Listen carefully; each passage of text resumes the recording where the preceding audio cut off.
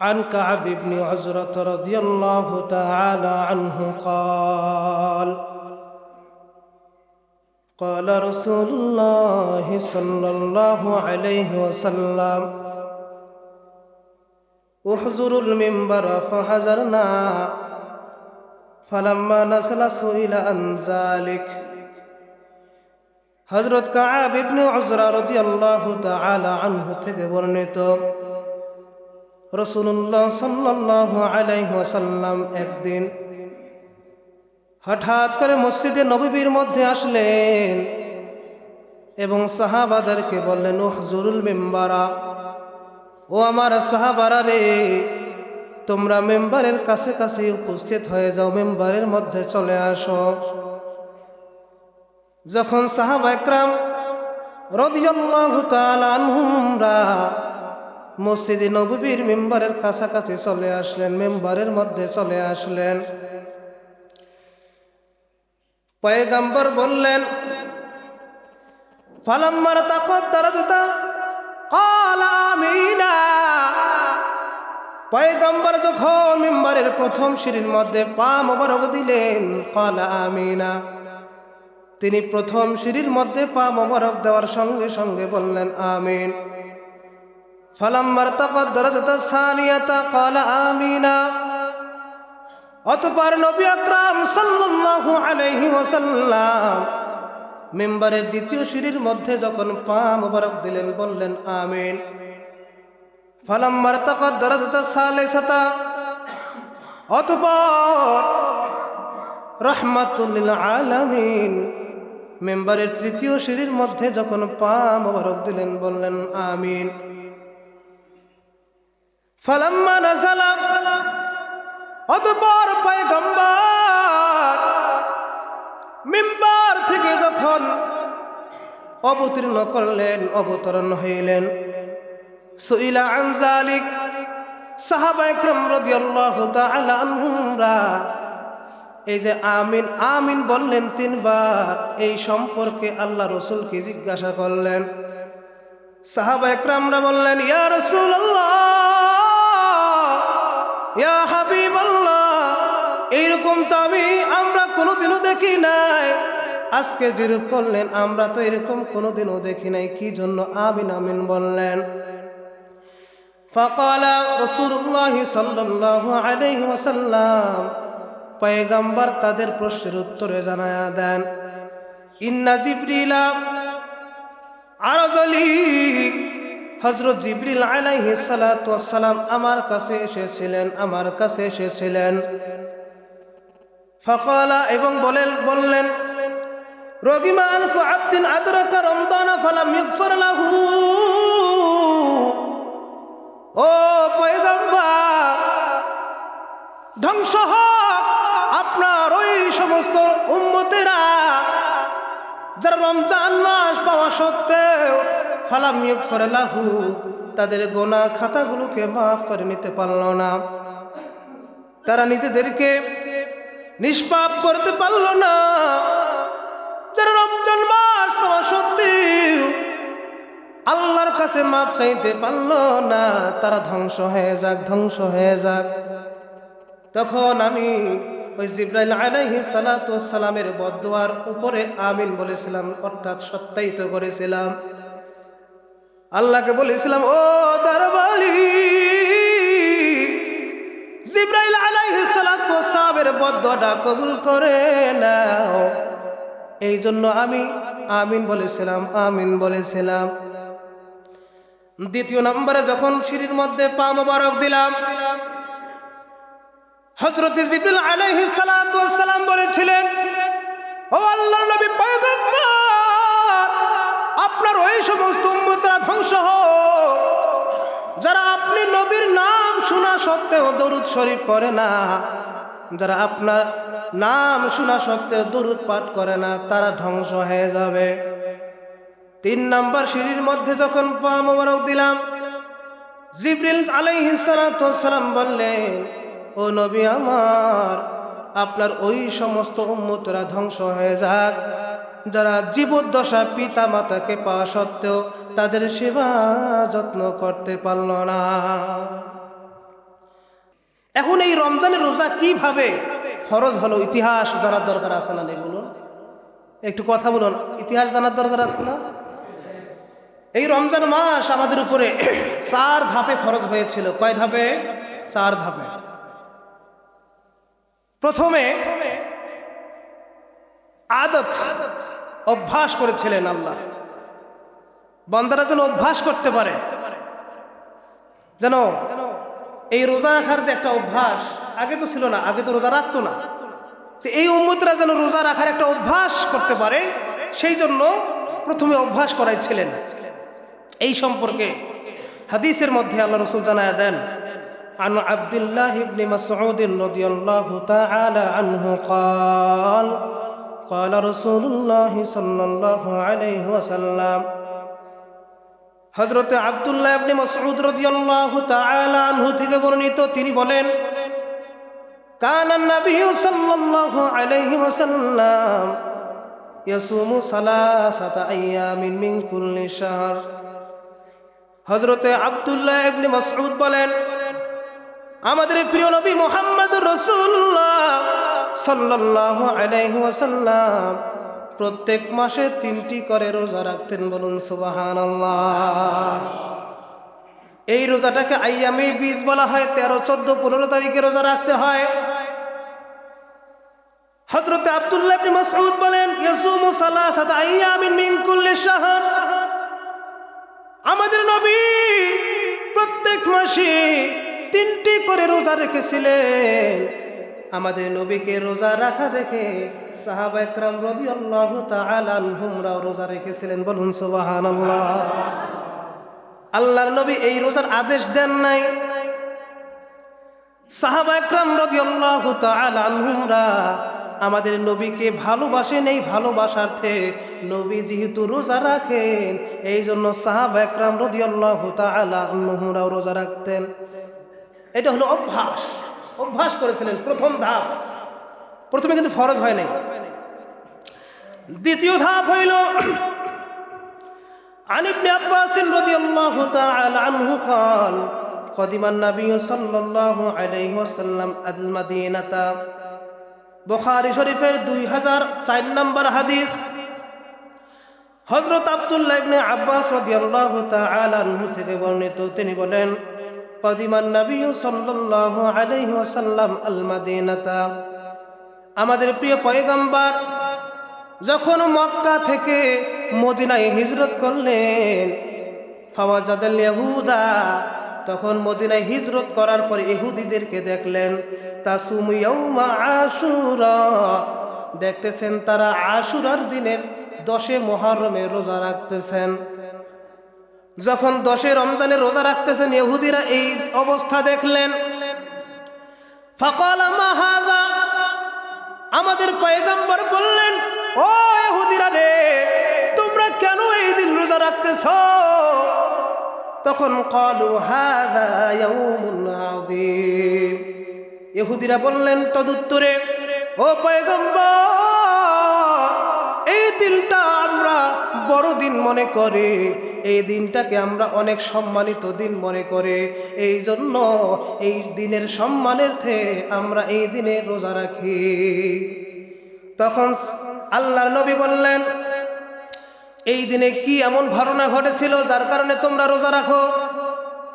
তখন তারা বললেন, হাযা ইয়াউমুন নাজাল্লাহু বনি ইসরাঈলা মিন আদুবিহিম। ইহুদিরা উত্তর দিলেন, ও পয়গম্বর, এই দিনে মুহররমের 10 তারিখে মুসা আলাইহিস সালাতু ওয়াস সালামকে ফিরাউনের দল থেকে আল্লাহ নাজাত দিয়েছিলেন। বলুন সুবহানাল্লাহ। মুসা আলাইহিস সালাতু ওয়াস সালামকে এবং তাহার কওমকে ফিরাউনের আযাব থেকে রক্ষা করেছিলেন, এবং এই দিনে ফিরাউনের দলবলদেরকে নীল নদের মধ্যে চুবাই মেরেছিলেন। এই জন্য এই দিনটাকে আমরা বড় দিন মনে করি। ফাসামাহু মুসা, এই জন্য মুসা আলাইহিস সালাতু ওয়াস সালাম এই 10 মুহররমে আশুরা রোজা রাখতেন।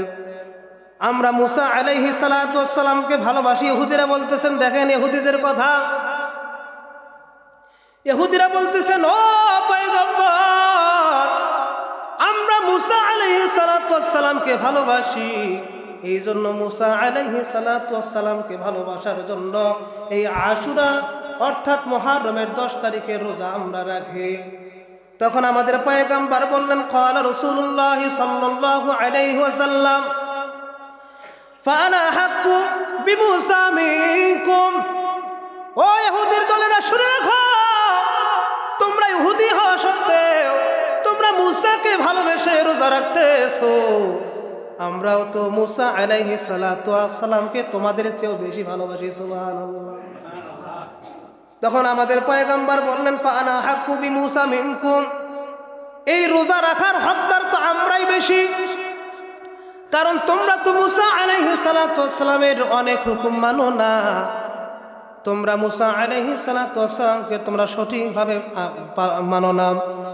আমরা যেহেতু মুসা আলাইহিস সালাতু ওয়াস সালামকে বেশি ভালোবাসি, এই জন্য ফাসামাহু ওয়া আমারা বিসিয়ামিহি, পয়গম্বর সাহাবাদেরকে বললেন, ও আমার সাহাবারা রে, তারা যদি ইহুদি হওয়া সত্ত্বেও মুসা আলাইহিস সালাতু ওয়াস সালামকে ভালোবেসে আশুরা রোজা রাখতে পারে, আমরা মুসলমান হওয়া সত্ত্বেও কেন পারবো না? এই জন্য ফাসামাহু, তিনিও রোজা রাখতে শুরু করলেন, ওয়া আমারা বিসিয়ামিহি, এবং সাহাবাদেরকেও আশুরা রোজা রাখতে আদেশ করলেন। বলুন সুবহানাল্লাহ। এই যে নবী আদেশ করলেন, ওয়া আমারা আদেশ করেছেন কে? আমাদের নবী। এই জন্য আশুরা রোজা প্রথমে ফরজ হয়েছিল, প্রথমে ওই আশুরা রোজা ফরজ ছিল, এবং বললেন, ও আমার সাহাবারা রে, আগামী বছর যদি আল্লাহ বেঁচে রাখে, এই আশুরার 10 তারিখের রোজার সাথে 9 তারিখের রোজাও রাখবো, যেন ইহুদির থেকে আমরা আলাদা হয়ে যাই, ইহুদির সাথে যেন আমাদের সাদৃশ্য না হয়, মিল না হয়। বোঝেন নাই? এই জন্য আশুরার রোজা কয়টা? 2টা। আচ্ছা, তাহলে দ্বিতীয় ধাপে কি?